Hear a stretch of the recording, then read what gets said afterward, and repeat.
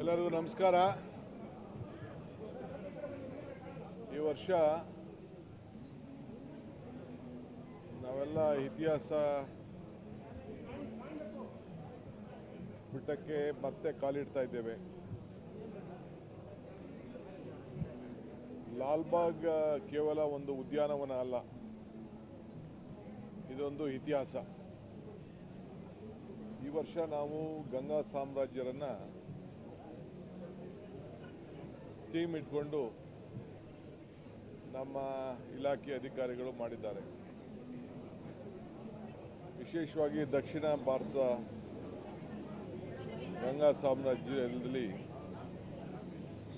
ಕೃಷಿಕರು, ರೈತರು ಮಾಡಿದಂಥ ಇತಿಹಾಸವನ್ನು ಗಮನದಲ್ಲಿಟ್ಕೊಂಡು ಇವತ್ತು ಈ ಫಲಪುಷ್ಪ ಪ್ರದರ್ಶನವನ್ನು ಹಮ್ಮಿಕೊಂಡಿದೆ. ನಾಡಿನ ಎಲ್ಲ ಜನತೆಗೆ ಈ ವರ್ಷದ ಸ್ವಾತಂತ್ರ್ಯ ಸಂಭ್ರಮದಲ್ಲಿ ನಾನೆಲ್ಲರಿಗೂ ಕೂಡ ಈ ಪುಷ್ಪ ಪ್ರದರ್ಶನವನ್ನು ನೋಡಿ ಭಾಳ ಸಂತೋಷ ಪಡಬೇಕು ಅಂತೇಳಿ ನಾನು ಮನವಿ ಮಾಡ್ತಾ ಇದ್ದೇನೆ.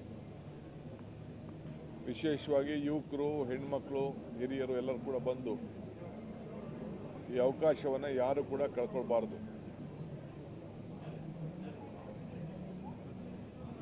ಕಾವೇರಿ ತೀರದಲ್ಲಿ ಈ ಸಾಮ್ರಾಜ್ಯ ಶೋಲ್ಡರ್ ಕಾಲದಿಂದ ಹಿಡಿದು ಬೇಕಾದಷ್ಟು ಹೋರಾಟಗಳನ್ನು ನಡೆದಿದ್ದನ್ನೆಲ್ಲ ಇವತ್ತು ಇಲ್ಲಿ ಭಾಳ ಇತಿಹಾಸವನ್ನು ತೆಗೆದುಕೊಂಡು ಜನರಿಗೆ ತಿಳಿಸಿದೆ. ಗಂಗರು ಆವತ್ತಿನ ಕಾಲದಲ್ಲಿ ಕಟ್ಟಂಥ ಕೆರೆಗಳು ಇವತ್ತು ಶಾಶ್ವತವಾಗಿ ಇವತ್ತು ಉಳಿದಿವೆ. ಸೊ ನಮ್ಮ ಕಷ್ಟಕಾಲದಲ್ಲೂ ಕೂಡ ಆ ಕೆರೆಗಳು ರೈತರ ರಕ್ಷಣೆಗೆ ಬಂದಿದೆ. ಇವತ್ತು ತಮಗೆ ನಾನು ಮತ್ತೊಮ್ಮೆ ರಿಕ್ವೆಸ್ಟ್ ಮಾಡೋದು, ಭಾಳ ಜನ ಇತಿಹಾಸವನ್ನು ಸೃಷ್ಟಿ ಮಾಡ್ತಾರೆ, ಆದರೆ ಗಂಗರ ಇತಿಹಾಸ ಸಮಾನತೆ ಮತ್ತು ಕೃಷಿಕರ ಬದುಕು. ಅನೇಕ ಹೋರಾಟಗಳು ಕೂಡ ನಡೆದಿರೋದು ತಾವೆಲ್ಲ ಗಮನಿಸಿದ್ದೀರಿ. ಇದು ನಮ್ಮ ಸಂಸ್ಕೃತಿ ಭಾಳ ಬಿಂಬಿಸುವಂಥ ಒಂದು ಪ್ರದರ್ಶನ. ಇದು ಗಂಗರ ಕಾಲದಲ್ಲೂ ಕೂಡ ಸಂಸ್ಕೃತಿಗೆ ಅತಿ ಹೆಚ್ಚು ಒತ್ತನ್ನು ಕೊಟ್ಟಿದ್ದು ನಾವೆಲ್ಲ ಇಲ್ಲಿ ಗಮನಿಸಿದ್ದೇವೆ. ಇದು ನಮ್ಮ ಸಂಸ್ಕೃತಿಯ ಸಂಭ್ರಮ, ರೈತರ ಬದುಕಿನ ಸಂಭ್ರಮ ಮತ್ತು ಕಲೆಗೆ, ಕಲಾ ಅಭಿಮಾನಕ್ಕೆ ಏನು ಇವತ್ತು ಉತ್ತಮವಾದಂಥ ನಮ್ಮ ಸಂಸ್ಕೃತಿ ಇದೆ, ಅದನ್ನು ಪ್ರತಿಯೊಂದು ಇತಿಹಾಸದಲ್ಲೂ ಕೂಡ ಪ್ರತಿಬಿಂಬಿಸ್ತಾ ಇದೆ. ಸೊ ಲಾಲ್ಬಾಗ್ ಯಾವತ್ತೂ ಕೂಡ ಜಾತ್ಯತೀತ ಪರಂಪರೆ. ಕೆಂಪೇಗೌಡರು ಬೆಂಗಳೂರನ್ನು ಕಟ್ಟಿದರು. ಹೈದರ್ ಅಲಿಯವರು ಈ ಲಾಲ್ಬಾಗ್ಗೆ ಅಡಿಪಾಯ ಹಾಕಿದ್ದು ಇತಿಹಾಸ ಇದೆ. ಬ್ರಿಟಿಷರು ಕೂಡ ಅಭಿವೃದ್ಧಿ ಮಾಡಿದ್ದಾರೆ. ಸೊ ನಾವು ಅದನ್ನು ಉಳಿಸ್ಕೊಂಡು ಹೋಗುವಂಥ ಕೆಲಸವನ್ನು ಮಾಡ್ತೀವಿ. ಈಗಾಗಲೇ ನಾನು ಬೆಂಗಳೂರು ನಗರದಲ್ಲಿ ಇನ್ನು 3 ಇಂಥ ಉದ್ಯಾನವನವನ್ನು ಮಾಡಬೇಕು ಅಂತೇಳಿ ಈಗಾಗಲೇ ಕಾರ್ಯಕ್ರಮವನ್ನು ರೂಪಿಸಿದ್ದೇನೆ.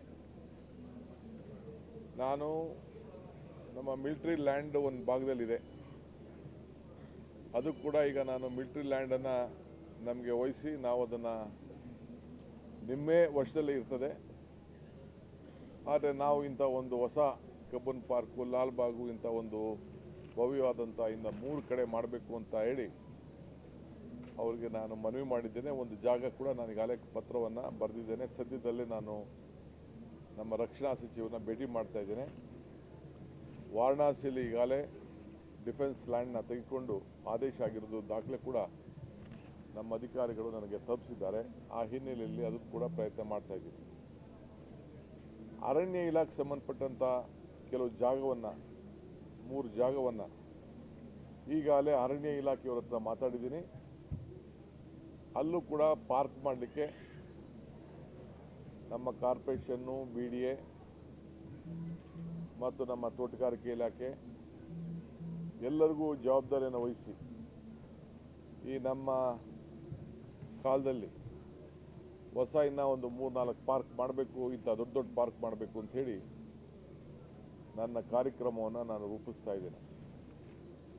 ಇದು ನಾನು ತಮಗೆ ತಿಳಿಸ್ಬೇಕು ಅಂತೇಳಿ ಭಾಳ ಸಂತೋಷದಿಂದ ಬಂದು ಈ ಅಭಿಪ್ರಾಯವನ್ನು ತಿಳಿಸ್ತಾ ಇದ್ದೇನೆ.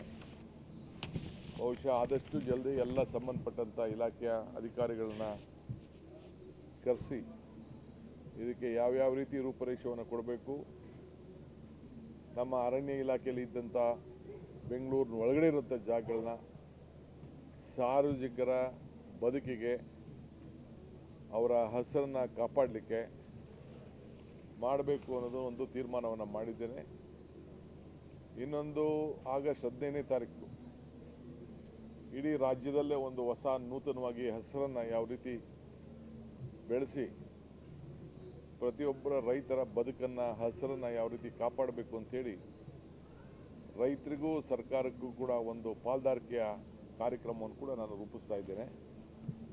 15ನೇ ತಾರೀಕು ಆಗಸ್ಟ್ 15ನೇ ತಾರೀಕು ನಿಮ್ಮೆಲ್ಲರೂ ಕೂಡ ಗಮನಿಸ್ತೇ ಅದರ ವಿಚಾರವನ್ನು ನಾನು ತಿಳಿಸ್ತೇನೆ.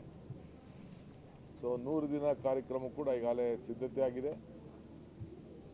ಅನೇಕ ಎಲ್ಲ ರಂಗದಲ್ಲೂ ಕೂಡ ಯಾವ ರೀತಿ ರೈತರ ಬದುಕಿಗೆ ಶಕ್ತಿಯನ್ನು ತುಂಬಬೇಕು ಆ ಕಾರ್ಯಕ್ರಮವನ್ನು ರೂಪಿಸ್ತಾ ಇದ್ದೇವೆ. ತಾವು ಕೂಡ ನನ್ನ ಮಾಧ್ಯಮ ಸ್ನೇಹಿತರು, ನಾಗರಿಕರಿಗೆ ಈ ಒಂದು ಫಲ ಇಲ್ಲ, ಇಲ್ಲಿ ಬರೀ ಪುಷ್ಪ ಇದೆ, ಆ ಪುಷ್ಪ ಪ್ರದರ್ಶನಕ್ಕೆ ಭಾಗವಹಿಸಬೇಕು, ನೋಡಬೇಕು, ಆನಂದ ಪಡಬೇಕು.